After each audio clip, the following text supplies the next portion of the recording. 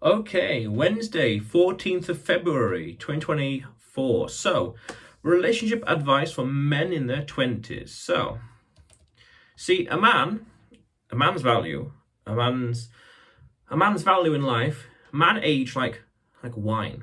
They get better over time. And that implies experience. So as a man, we want to have as much experience with women as possible. Socially, romantically, sexually, everything else. The more experience we have, the better we can handle relationship. The more experience we have, the more mileage, the better we can handle women, relationships, the emotions, their hearts, their fragile hearts, the emotional roller coasters, the good and the bad. We know how to handle the relationship, how to make the relationship grow, how to make it flourish and beyond. So the more experience you've had, the better. Now, what does that mean? Okay, in your 20s, okay, spend time to focus on women. A year, for example. This is what I did about a year and a half ago, 2 odd years ago. Okay, a lot of dating, a lot of meeting women, a lot of socializing. That's the key word there, socializing. Because you want to meet as many women as possible. But we've got really two choices. In person, which is more intimate because it's face to face, but slow, meaning you go to one event, one party, but there's only, say, 3, 5, 10 women. But you do online dating, less intimate, but it's got that ability, it's got the option, it's got the ability for scalability. I mean, you could just meet loads and loads of profiles, meet loads of women online quite easily that way. So the more experience you have with handling women, emotionally, physically, sexually, the better you are as a man in the relationship realm. But then also that concept of relationship, other aspects of your life spill over to it and vice versa. So the more you have your health together, in terms of like actual health, diet or exercise, that will spill over into relationships as well, in terms of self-esteem, and that spills over elsewhere because you're more motivated to perform better. Even the way you travel or language skills or finances, all these things spill over together, all these aspects of your life. If you really excel in one field, but other fields are a bit low in life, say relationships but finances, that's unbalanced. We want to be as high as possible in all of these. We don't want to be down here. No, that's not a life worth living. But the higher quality, the more you have your life together, organized and accomplished and doing things and more focus and more clarity on your goals and purposes in life, the better. The higher it is, the more valuable you become in women's eyes. No one wants to be around someone who's, lower than them. That, when people say, she's out of your league, he's out of her league, all that kind of stuff. It's like, yeah, that's basically true. Yeah, by that same logic, you could see people and you think, oh, I do not want to hang around with them whatsoever. It's the same logic, but superimpose that onto relationships. Like, she or he's up here, but the other one is down here. No. No matter really what, no matter how relative it is, it's gonna struggle. But if it's on equal footing, or if the man is higher, generally higher, but if it's that could work. But if it's too high, the man, there's some tension, there's some struggle. But the woman is higher than the man, there's no real good foundation there. That's not going to work out too well. But so in 20s, get as much experience as possible in general, learn how to handle women, and then as you get other aspects of your life in order, together, accomplished, achieved, refined and fulfilled, then I suspect it's more worthwhile looking to a relationship, something long term. And then at that point, you start to realize that I don't want to hang around this woman unless I see a future with her, unless there's a path for something substantial, something meaningful in the future. I'm not going to bother. Why escalate? Why talk to this woman or that woman if there's no real future with her? There's not much point. Why would I spend my time for the fun of it, for the laughs? Yeah, by all means. But if there's no future, why bother? What's step 2, step 3? Step 1 is getting in touch and flirting and chatting and meeting for coffee. But step 2, step 3, step 4, well, step 10, nah. So don't bother with this one then. Because otherwise you risk wasting your time. It's fun, again, it's mileage, but up until a point. You want to be doing a lot of this, and then you start to realize that, well, is there a future with this woman? No, okay, I'm not going to bother. There's no point. with that one, yes, there is. Okay, I'm going to focus. Again, there's that word, focus on her. If we have the same goals and priorities and values and objectives in life, then even more. That's important. Same objectives, same values, focus. Yeah. So increase mileage and then decide who has got long-term potential, and also at the same time increase your value as a man. Increase your value, have more skills or talents, abilities, self-esteem, confidence, social skills.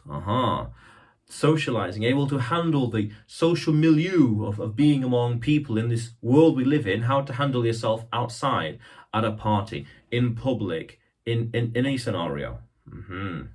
That's another conversation. That is attitude. The strangest secret, Earl Nightingale, attitude.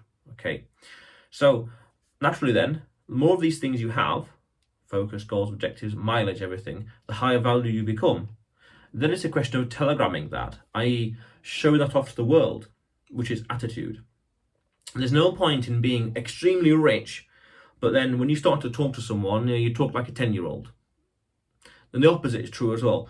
You could argue, you could be extremely poor, but your social skills will be really high. Because at that point, then they're going to be seen through you. The women might say, or think, or feel, even technically feel, there's no future with him. In this scenario, the cash but no social skills. And the opposite scenario, the cash but no social skills no cash. In this scenario, cash and no social skills. At best, you're just going to be just used. At worst, manipulated. And that's not a scenario we want, because that's not empowering. That's not good. We don't want that. No. So we want to increase our social skills as well. Again, how to handle ourselves out there so we can detect deception, we can detect manipulation, we can discern who's high and who's low quality of a woman. And this comes through practice. This comes through studying, game, socializing, as in books on socializing, books on dating, videos and YouTube videos and channels and podcasts. There's countless things out there. But also going out there, because this is all theory. Even this video is all theory. We want to go out there and practice. I always say to my clients, it is better to make mistakes in the session, in the lesson, than it is out there in the real world. Because the mistakes made in a simulation, let's say, or a classroom, that doesn't have any repercussions in the wider world. You make mistakes out there, has a knock-on effect that could damage other things or jeopardize the chances with her. But if you make the mistake here, online, in the book, or you learn from the mistakes, it's less painful, less damaging. And also it's worth understanding that there's always other women. There's what's the population of the world? Divided by half, break it down by different segments. There's always more women. There's always more. From this ages to that ages, there's always more. So we don't want to get caught up on a single one, unless you've got a compelling specific reason, i.e. marriage. That's fine, but we don't want to get caught up on one. Again, unless. Because there's always one others. There's always another woman. If she dumps you, oh no, unfortunate. It'll be easier to get over it with more mileage you have, and then you find someone else, because there's always other women. And that's why I said earlier, we want to be balancing that intimacy of talking to people in general, but also the scalability of meeting loads of women. Going to a social event, as I said, intimate, but not very many women, 5, 10, 20, but online, not as intimate, but you meet hundreds very easily. And that's another idea. That's another video that I want to do with regards to social apps and Tinder, but that's another conversation for later on. Maybe tomorrow, who knows. But we want mileage, want experience, want to be high quality. The higher quality the man is, the more appealing is to other women. Men age like wine. They get better over time. They get more refined. They get more confident. They get more unique, more valuable, more high class. Important, yes. And we want to do that. How do we do that? Mileage. And then I also say, go out into the world and do stuff. This goes back to what I said earlier, where things spill over. Let's say you travel more, you learn more languages, you've been to more places, you've seen and done more stuff. You know how to handle yourself in different scenarios, different cultures, different languages. It becomes easier and easier. You know what to do. Yeah. I feel quite proud of myself that I run a marathon. And those kind of experiences increases like the baseline foundation level of, say, self-esteem or self-confidence. It was high anyway, but the more these experiences I have, the more experiences, the higher quality I intrinsically become, because I know how to handle myself in different places and cultures and countries and continents and whatever else. The higher value you become, the more the woman would want, and the more she would know, like, and trust you. The more she would like you. Very important. And I had something else about that as well, just slipped my mind. But yeah, get out of the house and do stuff. It spills over again. The rising tide lifts all boats.